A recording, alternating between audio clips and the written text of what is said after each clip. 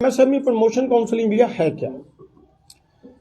आप England, Canada, America में चले जाएं, किसी भी देश में कोई भी गवर्नमेंट पूर्ण तौर पे गवर्नमेंट एम्प्लॉयमेंट जनरेट नहीं कर सकती है।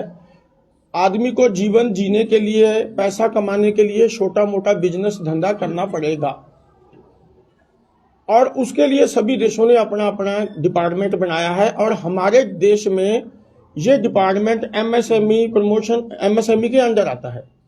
अभी सबसे बड़ी दिक्कत क्या हुई है, जब से देश आजाद हुआ है डिपार्टमेंट तो पहले ही है जे और बैंकें भी हैं, मगर जो डिपार्टमेंट की योजनाएं हैं, जो गवर्नमेंट की योजनाएं हैं, वो जन जन तक पहुंच जाएं, ऐसा कोई प्रावधान नहीं है, क्योंकि वो लोग अपनी सैलरी लेके घर पे बैठ जाते हैं।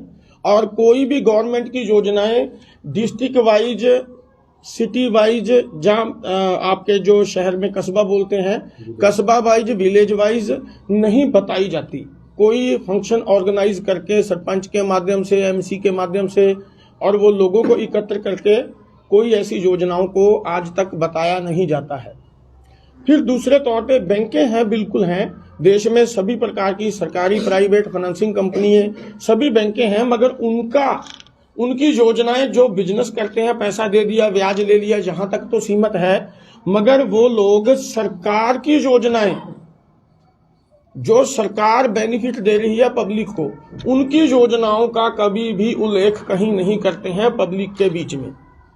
तो इन सब प्रॉब्लम को सॉल्यूशन करने के लिए सभी डिपार्टमेंट को आमंत्रित, किसी प्रकार का मैन्युफैक्चरिंग उद्योग आता है, ऐसी नॉलेज को जन जन तक पहुंचाने का कार्यक्रम करते प्रमोशन काउंसिल इंडिया वाले। लोगों को बिजनेस करना है, उसकी जानकारी गूगल पे भी बहुत पड़ी है और डिपार्टमेंट ने भी लिख दी, और सरकार की भी मंशा है कि लोगों तक, जन जन तक योजनाएं जाएं। मगर किसी भी व्यक्ति को कारोबार चलाना है, सीधी सिंपल बात है, धंधा सभी को करना है, सबकी इच्छा है धंधा करने की, मगर प्रॉब्लम आती है कि पैसे की, फंडिंग की। अब पैसा मिलता नहीं। अब जब आप लोग बैंक में जाएंगे तो बैंक आपको सीधा पैसा देती नहीं है, कि उनके लोग एजेंट छोड़े होते हैं कि भाई आपको लोन करवा देंगे, 5%, 10% कमीशन खाएंगे।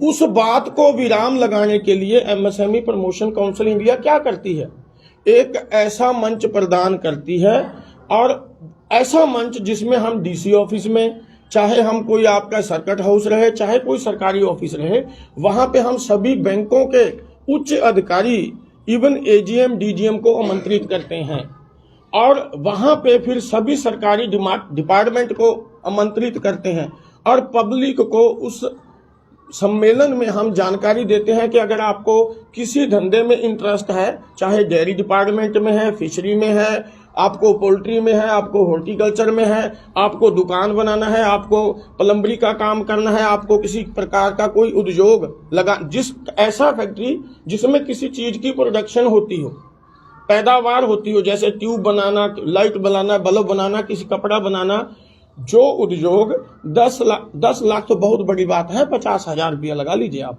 क्योंकि 50,000 में लिफाफा बनाने का काम तो आ जाएगा ना। मगर 250 करोड़ रुपये तक, जैसे बिजली उत्पादन का छोटा उद्योग, ये अंडर एमएसएमई ही आता है। 250 करोड़ तक की कोई भी इंडस्ट्री और 50,000 से ऊपर तक की कोई भी इंडस्ट्री अंडर एमएसएमई आती है। तो उसकी पूर्ण जानकारी प्रदान करने के लिए हम लोग जगह जगह पे मंच आमंत्रित करते हैं, लोगों को हम जानकारी देते हैं। अभी हरियाणा में ये था, तो 1.5 साल से चल रहा है ये प्रोग्राम, मगर यहाँ का नसीब थोड़ा ऐसा था कि जो पहले के चेयरमैन साहब थे, उन लोगों ने, चेयरमैन तो बन गए, पद तो ले लिया, गाड़ी के आगे लाल प्लेट तो लगा ली, मगर लोगों तक ये योजनाओं को जन जन तक नहीं पहुंचाया गया है।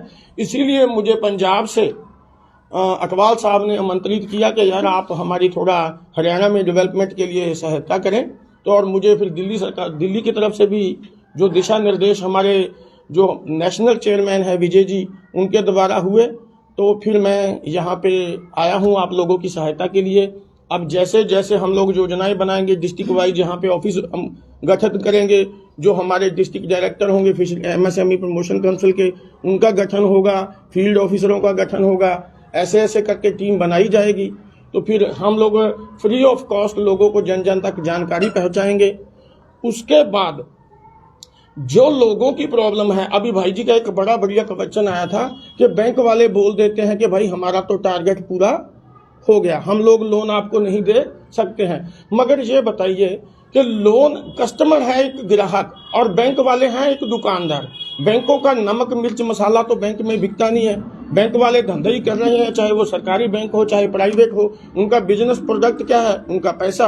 पैसा लोगों को देंगे तभी तो ईएमआई लेंगे तो ब्याज जनरेट होगा, लोगों को सैलरी जाएगी उनका।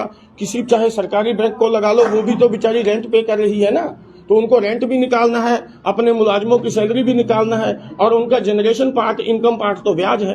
ब्याज तभी आएगा अगर वो लोगों को पैसा देंगे, अदरवाइज तो ब्याज जनरेट नहीं होगा। मगर अगर कोई ऑफिसर अच्छा नहीं है तो हम एक ही फाइल को 10 अलग अलग बैंकों में दे देते हैं। अगर एक ऑफिसर नहीं करेगा तो दूसरा कंपटीशन में करेगा, और जो हमको सबसे पहले हाँ करेगा, हमारा ग्राहक, हम उसको देंगे। जो ग्राहक को हमें सर्विस देने के लिए लेट करेगा, उस बैंक से हम फाइल वापस ले लेंगे। भाई आपको किस बात की फाइल?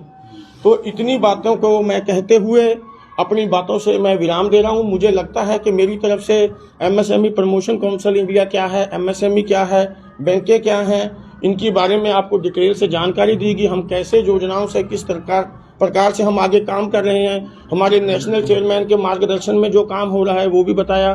और आप लोगों से सभी से आशा करता हूं कि जो हमारे वाइस चेयरमैन अभी हरियाणा में अपॉइंट हुए हैं श्री शर्मा जी, तो उनका आप लोग सहयोग करें।